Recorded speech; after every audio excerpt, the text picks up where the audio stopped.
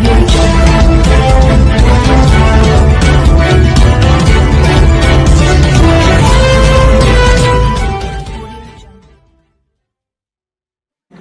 grabbing means every activity of land grabber to occupy or attempt to occupy with or without the use of force, threat, intimidation and deceit or any land shall be construed accordingly. The words attempt to occupy are added to the definition of land grabbing. Attempt చేసిన ప్రయత్నాలు చేసిన బెదిరించిన వాళ్ళు కూడా ఈ act కింద వస్తారు. అది ప్రూవ్ అయితే ఈ యాక్ట్ అప్లికబుల్ అవుతుందని చెప్పి కూడా నేను మీకు తెలియజేస్తున్నా. ప్రీవియస్ గా అధ్యక్ష burden of proof burden initially on the prosecution to prove land ownership then on accused for lawful position. ఇప్పుడు అధ్యక్ష the burden of proving that the land has not been grabbed lies with the alleged land grabber. ఎవరైతే land grabber పైన case పెడితే ఆయన prove చేసుకోవాలి, నేను ఈ land కబ్జా చేయలేదని అతను ప్రూవ్ చేసుకోవాలి తప్ప గవర్నమెంట్ ప్రూవ్ చేయడం కాదు. అది కూడా తీసుకొచ్చాం. ఇంకో పక్కన దేశ పెనాల్టీ ఆ రోజు 6 సంవత్సరాల లోపల అంటే బెయిల్ తీసుకోవచ్చు. అదే మరిగా 5,000 రూపాయల ఫైన్. 20 దిశ 10-14 సంవత్సరాలు. ఒక్కసారి ల్యాండ్ గ్రాబింగ్ చేస్తే మాత్రం ఇంకా బయటకు వచ్చే పరిస్థితి ఉండదు. కబద్దార్ జాగ్రత్తగా ఉండమని హెచ్చరిస్తున్నాం. అదే మరిగా దిశ ఇంకొక పక్కన ఫైన్ అయితే equivalent to the market value of grabbed land. Land పోతుంది, చట్ట ప్రకారం జైలు పోయే పరిస్థితి వస్తుంది. ఇంకో పక్కన దిశ పబ్లిక్ ప్రాసిక్యూటర్స్.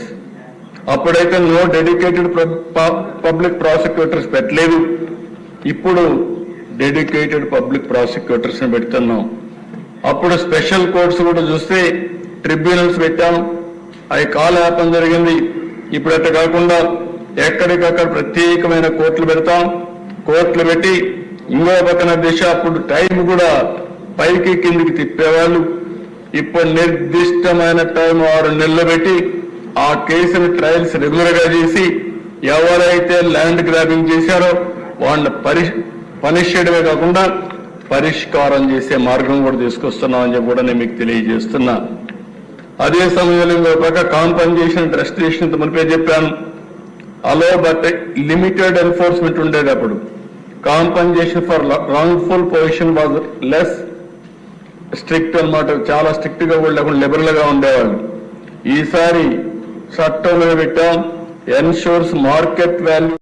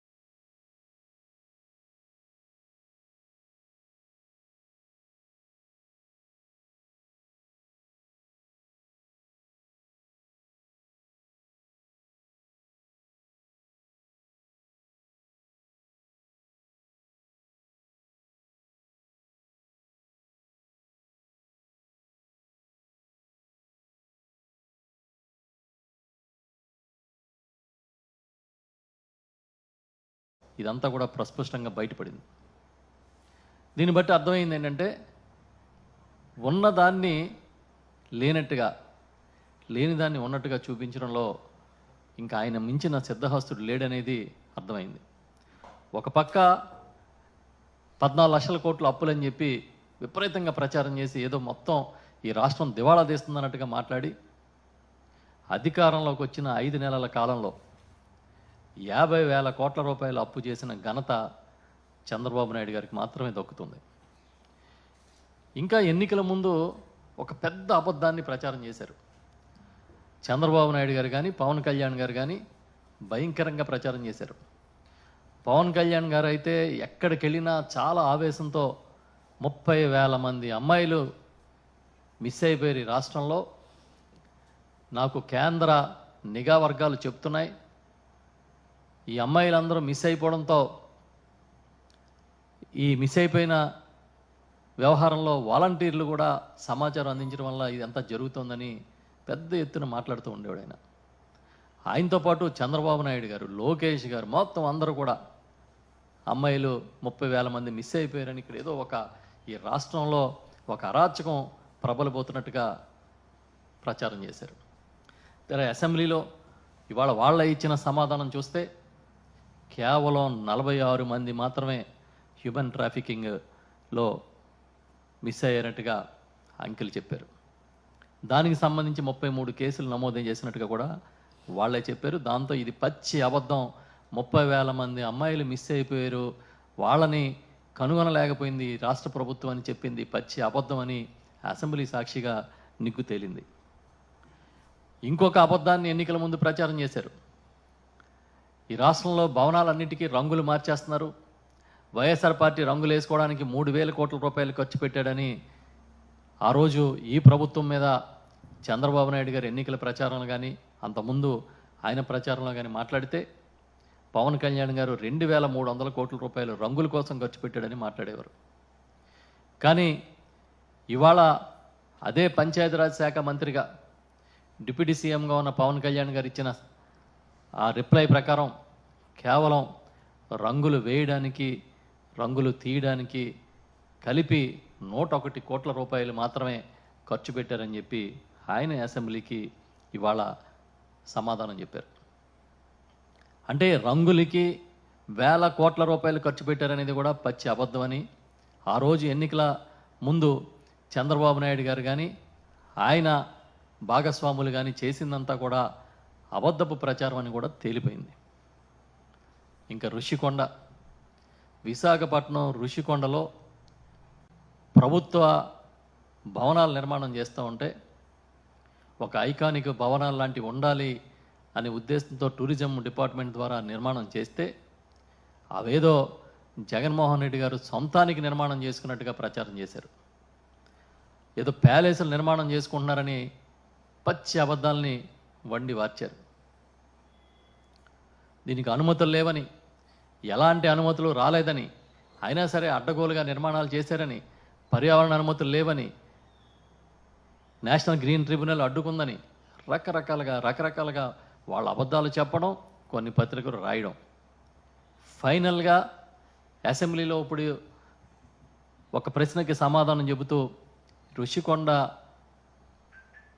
నిర్మాణం చేసిన భవనాలకి అనుమతులు అన్నీ ఉన్నాయని చెప్పి సంబంధిత మంత్రి గారే స్వయంగా ప్రకటించారు అసెంబ్లీలో. సో ఇది కూడా పచ్చి అబద్ధమని అర్థమైపోయింది. ఇంకా వాలంటీర్ల విషయం, వాలంటీర్ అనేది ఒక గొప్ప వ్యవస్థని ఈ రాష్ట్రంలో గౌరవ ముఖ్యమంత్రిగా జగన్మోహన్ రెడ్డి గారు సృష్టిస్తే ఏదైతే జగన్మోహన్ రెడ్డి గారు ప్రభుత్వంలో హైకోర్టు కర్నూలులో పెట్టాలని తీర్మానం చేసి అన్ని రకాలుగా దాన్ని కేవలం ఒక సుప్రీంకోర్టు డెసిషన్ కోసం వెయిట్ చేస్తున్న సమయంలో హైకోర్టు అక్కడ వస్తుంది కదా అని చెప్పి అలైడ్ కోర్ట్స్ అన్నీ కూడా అక్కడ పెట్టి ఆ ప్రాంతానికి న్యాయ రాజధానిగా చేయాలని చెప్పి తలస్తే ఈరోజు నువ్వు హైకోర్టును అక్కడి నుంచి మూవ్ చేయాలన్నటువంటి ఆలోచన రావటం ఎంతవరకు సమంజసమని చెప్పి నేను ప్రశ్నిస్తున్నాను. బెంచ్ ఏర్పాటు చేస్తానంటున్నావు, దానివల్ల ఉపయోగం ఏంటి? హైకోర్టు అనేది ఉంటే ఆ రాయలసీమ వాసుల్లో కూడా మాకు ఒకటి రాష్ట్రానికి సంబంధించింది ముఖ్యమైనటువంటిది ఉంది అని చెప్పి భావించేవాళ్ళం కదా, దాన్ని ఎందుకు తీసేస్తున్నావు? లా యూనివర్సిటీని శంకుస్థాపన చేసి పనులు కూడా మొదలుపెట్టినటువంటి లా యూనివర్సిటీని అక్కడి నుంచి తీసేయడంలో నీ అంతర్యం ఏంటి? దానితో పాటు కడపలో వచ్చినటువంటి ఈఎంసి సెంటర్ని దాన్ని కూడా తీసేసి మరొక ప్రాంతానికి పెట్టుకుంటున్నావు. ఈరోజు గతంలో నువ్వు మాట్లాడావు, ఒక ప్రాంతంలో కేటాయించినటువంటివి ఒక ప్రాంతంలో జరుగుతున్నటువంటి వాటిని మార్చడం ఎంతవరకు సమంజసమో అని చెప్పి నువ్వు మాట్లాడావు గతంలో. ఈరోజు రాయలసీమ ప్రాంత వాసులుగా మాకు వచ్చినటువంటి హక్కును, మాకు జరుగుతున్న మంచిని మా కళ్ళ ముందర తీసుకెళ్తుంటే మాకెంత బాధ ఉంటుంది. నీలాగా ఆర్గనైజ్డ్గా ఉద్యమాలు చేసేటువంటి ఇది మా దగ్గర లేకపోవచ్చు, కానీ మా గుండెల్లో ఒక బాధ అన్నది కలుగుతోంది. ప్రతి ఒక్కరు కూడా చర్చించుకుంటున్నారు, ప్రతి ఒక్కరు కూడా బాధపడుతున్నారు. ఏంటి అన్యాయం? ఏం చేశాం రాయలసీమ వాసులము? ఉన్నటువంటి హైకోర్టు ఇక్కడ కేటాయించబడిన హైకోర్టును తరలించడం ఏంటి? లా యూనివర్సిటీని తీసుకుపోవడం ఏంటి? ఈఎంసీ సెంటర్ని ఏదో ట్రైనింగ్ ఇన్స్టిట్యూట్ ఏదో కొప్పర్తిలో పెట్టాలని దాన్ని తరలించడం ఏంటి? ఏం చేస్తున్నాడు చంద్రబాబు నాయుడు గారు? ఇంత ద్రోహం ఎందుకు తలపెట్టారు అని చెప్పి ప్రతి ఒక్కరు రాయలసీమ వాసులము నిజంగా బాధపడుతున్నాం. మరి ఈ మధ్య నిన్న అసెంబ్లీలో చూడడం జరిగింది. చంద్రబాబు నాయుడు గారే రాయలసీమకు సంబంధించిన హెచ్ఎన్ఎస్ఎస్ జిఎన్ఎస్ఎస్ డిజైన్ చేశానని చెప్పుకుంటూ తనే సృష్టించి తనే పూర్తి చేశానని మాట్లాడుతుంటే చాలా నవ్వు వస్తూ ఉంది. ఒక్కసారి ఆయనకు చరిత్ర మర్చిపోతాడో లేకపోతే ప్రజలను తప్పుదోవ పట్టించాలని ఆలోచన చేస్తాడో అర్థం కావట్లేదు. కానీ 1995లో ఆయన ముఖ్యమంత్రి అయ్యి 2004 వరకు ముఖ్యమంత్రి కొనసాగాడు. 10 సంవత్సరాలలో రాయలసీమకు సంబంధించినటువంటి హెచ్ఎన్ఎస్ఎస్ జిఎన్ఎస్ఎస్ అప్పుడు టేకప్ చేసినంటే, పూర్తి చేయని అవసరం లే, టేకప్ చేసినంటే వాటికి అష్యూర్ వాటర్ అనేటువంటిది వచ్చేటివి. బ్రిజేష్ ట్రిబ్యునల్ ఏర్పడింది 2004లో. అంతకు మునుపు అది స్టార్ట్ చేసినా కూడా ఈరోజు అష్యూర్ వాటర్ దానికి నికర జలాలు కేటాయించబడేటివి. ఒక రకంగా ఎంతో ద్రోహం చేసావు నువ్వు. ఆ ప్రాజెక్టులు వద్దు అని చెప్పి ఎన్టీ రామారావు గారు 83లో 84లో శంకుస్థాపన చేశారు, వదిలేశారు, పేరు పెట్టి వదిలేశారు. 95లో ఎన్టీ రామారావు గారిని దగ్గర నుంచి బలవంతంగా నువ్వు అధికారాన్ని లాక్కున్న తర్వాత 2 సార్లు శంకుస్థాపన చేశాడు ఒక టర్మ్లోనే. ఈ ప్రాజెక్టు 40 టీఎంసీలకు కుదరదు హెచ్ఎన్ఎస్ఎస్, ఇది 5 టీఎంసీలు చేస్తే చాలు, కేవలం త్రాగునీటి అవసరాలకే చాలు అని చెప్పి జీవో ఇచ్చి ఆ రోజు శంకుస్థాపన చేశావు. ఖాగ్ అంటే రాష్ట్ర ప్రభుత్వాన్ని ఆడిట్ చేసే కాన్స్టిట్యూషనల్ బాడీ ఖాగ్ చెప్పిన నివేదిక కూడా ఒకసారి చూసినట్లయితే ఖాగ్ నివేదిక కూడా ఇదే రాష్ట్ర ప్రభుత్వం ఇదే బడ్జెట్ సమావేశాల్లో ఖాగ్ నివేదికను కూడా ప్రొడ్యూస్ చేశారు. అసెంబ్లీలో వాళ్ళు అది కూడా చూపించడం జరిగింది, ప్రొడ్యూస్ చేయడం జరిగింది. ఖాగ్ రిపోర్ట్లో కూడా 2023-24 సంబంధించి accounts at a glance page number 18, page number 20 ఖాగ్ రిపోర్ట్లో, పేజ్ నెంబర్ 18, పేజ్ నెంబర్ 20 ఖాగ్ రిపోర్ట్లో కూడా వాళ్ళు కూడా ఇదే నెంబర్ను రాటిఫై చేస్తూ ఖాగ్ కూడా రిపోర్ట్ ఇచ్చింది. ఇదే ఖాగ్ రిపోర్ట్ కూడా కాంప్ట్రోలర్ అండ్ ఆడిట్ జనరల్ అంటే రాష్ట్ర ప్రభుత్వాలను ఆడిట్ చేసే కాన్స్టిట్యూషనల్ బాడీ వీళ్ళు కూడా ఇచ్చిన రిపోర్టును రాష్ట్ర ప్రభుత్వం అసెంబ్లీ సమావేశాల్లో ఇదే చంద్రబాబు ప్రభుత్వం కూడా ప్రొడ్యూస్ చేసింది బడ్జెట్తో పాటు. వాళ్ళు ఇచ్చిన డాక్యుమెంట్స్లో కూడా page number 18, page number 20 ఖాగ్ report 2023-24లో ఇదే ధృవీకరిస్తూ తేల్చి చెప్పారు. మళ్ళీ నేను ఇదే క్వశ్చన్ క్వశ్చన్ అది కూడా ఆ రిపోర్ట్ కూడా మేము ముందర ఉంచడం జరిగింది. ఖాగ్ రిపోర్టు కూడా కింద పైన 2 budget documents page number 14 and 16, కింద ఉన్నవి 2 CAG reports page number 18 and page number 20 ఈ 2 కూడా చూపించడం జరుగుతూ ఉంది. మరి ఇంతకుముందు నేను అడిగినట్టుగానే మరొకసారి ఇదే చంద్రబాబు నాయుడు గారిని ఇవే విషయాలను మరొకసారి మళ్ళీ అడుగుతా ఉన్నా. అయ్యా అబద్ధాలు చెప్పడం ధర్మమేనా అని.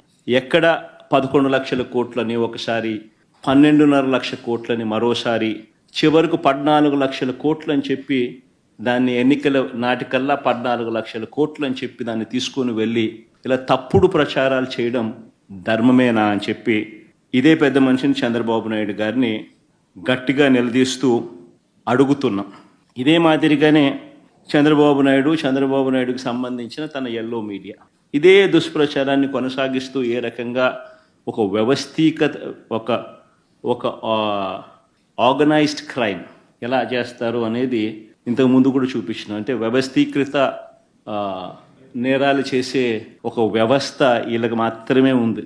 ఒక పద్ధతి ప్రకారం ఒక గోబెల్స్ ప్రచారంలో భాగంగా వాళ్ళకి సంబంధించిన ఎల్లో మీడియా అంటే ఓ ఈనాడు, ఓ ఆంధ్రజ్యోతి, ఓ TV5 వీళ్ళకు తోడు ఏ రకంగా వీళ్ళు ఉంటారు, ఏ రకంగా చంద్రబాబు నాయుడు ఉంటాడు, ఏ రకంగా ఓ దత్తపుత్రుడు ఉంటాడు, ఏ రకంగా వీళ్ళకు బీజేపీ పార్టీలో కూడా వీళ్ళకి సంబంధించిన మనుషులే అక్కడ కూడా ఉంటారు. వాళ్ళు కూడా ఏ రకంగా అందరూ కలిసి ఒకే కోరస్గా ఏ రకంగా అబద్ధాలకు రెక్కలు కట్టి ప్రచారం చేస్తారు, ఒక వ్యవస్థీకృత క్రైమ్ ఏ మాదిరిగా చేస్తారు అని చెప్పి మీకు ఇంతకు ముందు కూడా విపులంగా కూడా చెప్పడం కూడా జరిగింది.